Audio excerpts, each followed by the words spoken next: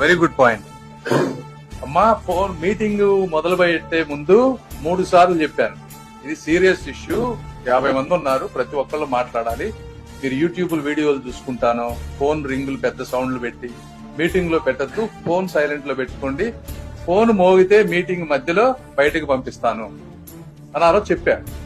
అయినా యూట్యూబ్ వీడియోలు చూస్తా ఉన్నారు మీటింగ్ లో. అంటే ఇది వేల మంది రైతులకు సంబంధించినటువంటి విషయం. మేము ఇష్యూస్ ని అర్థం చేసుకోవాలా? పద్ధతి ఉంటది కదా ఒక మీటింగ్ కి.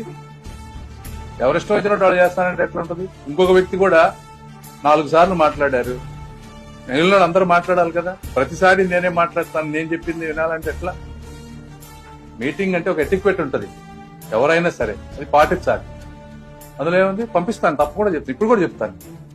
రూల్స్ ఫాలో అవ్వాలి ఎవరైనా, నేనైనా మీరైనా. ఇష్టం వచ్చినట్టు చేస్తానంటే కుదరదు కదా.